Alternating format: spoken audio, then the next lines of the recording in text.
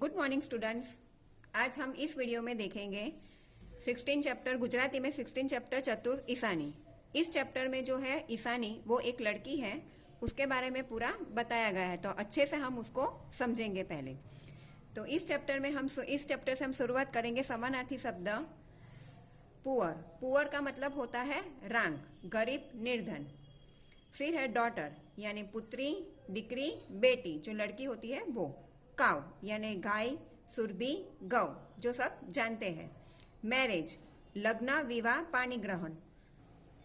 Father पिता, तात, जनक, बराबर। फिर होता है विरोधी शब्द। विरोधी शब्द यानी जो हम वर्ड होते हैं उसका ऑपोजिट बोलते हैं। प्लीज यानी खुश, नाखुश, नाखुश का होता है डिसप्लीज। जस्टिस यानी न्याय, उसका ऑपोजिट होता है अन्याय, इनजस्टिस। ग्रीडी उसका मतलब होता है कंजूस और उसका ऑपोजिट होता है दानवीर, डोनर। जज, जज का मतलब होता है न्यायाधीश और उसका ऑपोजिट होता है गुनहगार, क्रिमिनल। नेक्स्ट आता है मैनी यानी होता है वधु, उसका ऑपोजिट होता है ओछू, लिटल। डिफेट यानी हार, उसका ऑपोजिट वर्ड जीत यानी विन। रिच यानी मतलब होता है उसका अमीर और उसका ऑपोजिट होता है गरीब, पुअर। कॉस्टली, कॉस्टली यानी महंगा, मोंगी, और उसका ऑपोजिट होता है सस्ती यानी चीप। अभी हम आगे पढ़ेंगे इस स्टोरी के बारे में, ईशानी के बारे में। एक राज्य में बे भाईओ रहता था। एक भाई खूब अमीर तो बीजो भाई एक एटलो ज रंग, रंग यानी गरीब, बराबर। दो भाई रहते थे, उसमें एक भाई बहुत ही पैसे वाला था और दूसरा बहुत ही गरीब था। धनवान भाई खूब ज कंजूस હતો, जो पैसे वाला था वो बहुत ही मतलब कंजूस था, मतलब पैसे खर्च नहीं करता था, बहुत ही मतलब पैसे को बचाता था। તેને કોઈ સંતાન ન હતું। गरीब भाई ने एक पुत्री હતી, તે ખૂબ જ ચાલાક અને બુદ્ધિશાળી હતી। जो गरीब भाई था, गरीब था, उसको मतलब एक लड़की थी, તે ખૂબ જ હોશિયાર थी, તેનું નાम ईशानी હતું।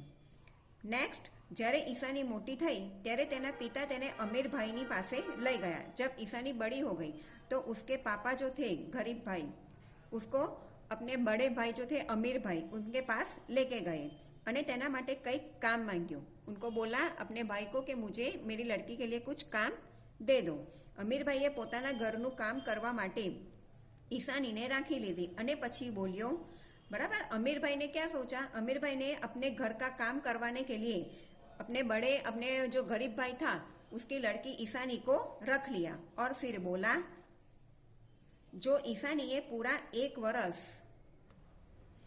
वर्ष સુધી सारी रीते काम કર્યું तो हूँ તેને एक दुधारी गाय आपीश, बराबर। तो जो अमीर भाई था उसने क्या शर्त रखी कि ईशानी ने 1 साल तक अच्छे से काम किया तो मैं उसको एक अच्छी सी मतलब दूध देने वाली गाय दूंगा। ईशानीए 1 वर्ष સુધી मनथी घरનું બધું ઘરનું કામ કર્યું। ईशानी ने मन लगा के 1 साल तक पूरा अच्छे से काम किया। પછી वचन प्रमाणे પોતાના काका पासे एक गाय मांगी, बराबर। शुरुआत में ही उसके अमीर चाचा ने उसको मतलब वादा किया था कि मैं अगर अच्छे से काम किया तो मैं तुम्हें एक अच्छी सी दूध देने वाली गाय दूंगा। तो वचन के वादे के हिसाब से ईशानी ने अपने चाचा के पास से एक गाय मांगी, पर काको कंजूस अने लोभी हतो, ते गाय आपवा इच्छतो न हतो, बराबर। क्योंकि वो जो अमीर भाई था वो तो पहले से ही कंजूस था, ग्रीडी था, तो उसने मतलब ते गाय देने के लिए तैयार नहीं हो रहा था। वो चाहता ही नहीं था कि मैं अपनी अच्छी सी गाय उसको दूँ। ईशानी ने पटावा माटे ते कहेवा लाग्यो, गाय तो खूब मोंघी आवे छे, तने गायना बदलामां केटलाक पैसा आपूं ते लई ले। तो उसने क्या सोचा अमीर भाई ने कि मैं उसको समझा पटा के कुछ भी पैसे दे दूंगा। तो उसने बोला, गाय तो खूब ज मोंघी आवे छे, तने गायना बदलामां हूँ तने थोड़ा पैसा आपी दऊं, ते तू लई ले। ईशानी खूब ज स्वाभिमानी हती, बराबर। ईशानी जो थी वो बहुत ही स्वाभिमानी यानी सेल्फ रिस्पेक्टेड वाली लड़की थी। ते समझी गई कि काका तने गाय आपवा इच्छता नहीं। वो समझ गई कि काका मुझे गाय देने नहीं चाहते, इसके लिए मुझे समझा पटा के कुछ पैसे दे रहे हैं। ते पोताना पिता पासे गई અને રાજ્યના કોટવાલ પાસે તેની ફરિયાદ કરવાનું કહ્યું, बराबर। वो अपने पिता के पास गई और बोला कि चाचा मुझे गाय नहीं देना चाहते हैं तो हम कंप्लेन, फरियाद यानी राज्यना कोटवाल यानी जो बड़े लोग होते हैं ना, जो डिसीजन लेते हैं, तो उसके सामने हम कंप्लेन करेंगे। ઈશાનીના પિતા ન્યાયાધીશ પાસે પહોંચ્યા. ન્યાયાધીશ ધનવાન વ્યક્તિઓની વિરુદ્ધ કંઈ પણ કરતા डरतो હતો. न्यायाधीश यानी जज जो कोर्ट में डिसीजन लेता है, बराबर. तो ईशानी पिता न्यायाधीश पास पहुंचा. त्या उन्होंने बोला, न्यायाधीश जो था वो भी मतलब अमीर जो पैसे वाले होते हैं उनके अगेंस्ट कुछ भी डिसीजन लेने से पहले सोचते हैं, डरते हैं वो भी. એટલે તે પણ એક યુક્તિ વિચારી અને બોલ્યો, હું તમને ગાય ત્યારે જ અપાવીશ જ્યારે તમારી પુત્રી જાતે ફરિયાદ લઈને આવે. अभी ईशानी के पापा उनके पास कंप्लेन लेके गए थे, तो वो भी मतलब जो न्यायाधीश था वो भी તે પણ અમીર વ્યક્તિઓની વિરુદ્ધમાં ડરતો હતો. એમની સામે કોઈ પણ એમની અગેન્સ્ટમાં કોઈ પણ मतलब डिसीजन આપતો ન હતો.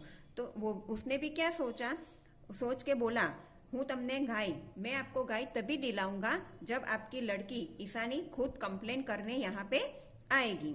परंतु शरत ए छे कि ते मळवा माटे ना दिवसे आवे के ना रात्रे आवे અને મારા માટે એવી भेट लावे जो होय पण અને ना पण होय. तो उसने एक युक्ति मतलब एक आइडिया सोचा और बोला कि शरत ए छे कि ते मळवा माटे, बराबर, वो मुझे मिलने के लिए आए तो ना दिन को आए और ना रात को आए, बराबर. अने और मेरे लिए एक ऐसी चीज़ गिफ्ट लेके आए जो गिफ्ट गिनी भी जाए और ना भी गिनी जाए, बराबर. समझ में आया? आ सांभळीने गरीब भाई समझी गयो कि न्यायाधीश तेनी साथे न्याय करवा नहीं इच्छतो. ये सुन के जो गरीब भाई था, ईशानी के पापा, ईशानी के पिता, वो समझ गए कि ये जज जो भी है वो भी मुझे इंसाफ नहीं दिला रहे हैं, वो भी मुझे मेरे साथ न्याय नहीं करना चाहते हैं. तेने ईशानी ने बड़ी बात कही, पर ईशानी ये हार न मानी. उन्होंने जाके ईशानी को बताया कि ये जो न्यायाधीश है वो भी मेरे साथ ऐसी बातें कर रहा है. तो पण लेकिन ईशानी ने हार नहीं मानी. ते ब्रह्म मुहूर्त में चकलीओथी भरेलो एक डब्बो लईने न्यायाधीश ने मळवा गई. यानी वो सुबह में अर्ली मॉर्निंग चकलीओथी भरेलो, बराबर, चकली यानी चिड़िया से भरा हुआ एक डब्बा लेके न्यायाधीश को मिलने के लिए गई. ते वखते ना दिवस हतो ना रात हती, दिन भी नहीं था और रात भी नहीं थी. डब्बो खोलता ज बधी चकलियों, जैसे उन्होंने ईशानी ने डब्बा खोला तो सारी चिड़िया उड़ गई. आ रीते ते भेट पण हती अने ना पण हती, बराबर. वो गई तो थी चिड़ियों का डब्बा लेके गई थी. फिर क्या होता है कि वो चिड़ियों का डब्बा लेके गई थी, तो जैसे ही उसने डब्बा खोला तो सारी चिड़िया उड़ गई. इस तरह से वो राजा के लिए, न्यायाधीश के लिए गिफ्ट भी लेके गई और मतलब गिनी भी गई और ना भी गिनी गई. फिर क्या होता है, ईशानी चतुराई थी न्यायाधीश खूब खुश थयो, बराबर. ईशानी की ऐसी हरकत से, ईशानी की ऐसे आइडिया से जो न्यायाधीश था वो बहुत ही खुश हो गया. तेने ईशानी ने न्याय अपाव्यो. उसने क्या बोला, उसने ईशानी को जस्टिस यानी न्याय दिलाया कि हाँ तुम सही हो. तेने ईशानीना पितानी समक्ष पोताना अने ईशानीना लग्नना प्रस्ताव मूक्यो. तो उसने न्यायाधीश ने ईशानी के पिता के सामने अपने लड़के का और ईशानी का लग्न प्रस्ताव यानी शादी के लिए उन्होंने बोला कि आप अपनी ईशानी और मेरे लड़के की शादी करवाए. गरीब भाई ने आनाथी वधु खुशी शू मળી सके. तो गरीब भाई जो था वो तो यही सोच, वो खुश हो गया ये सुन के कि हाँ मेरी ईशानी अभी अच्छे घर में उसकी शादी हो जाएगी. तो पुत्रीनो विवाह राज्यना न्यायाधीशथी थई रह्यो छे. ये सोच के बहुत खुश हो रहा था कि मेरी लड़की की शादी राज्यना न्यायाधीश यानी जज के बेटे के साथ हो रहा है. बन्नेना विवाह थई गया. आम बन्ने खुशी खुशी जीवन बितावा लगे. दोनों की शादी हो गई और दोनों हंसी खुशी से अपना जीवन गुजारने लगे. Okay, thank you.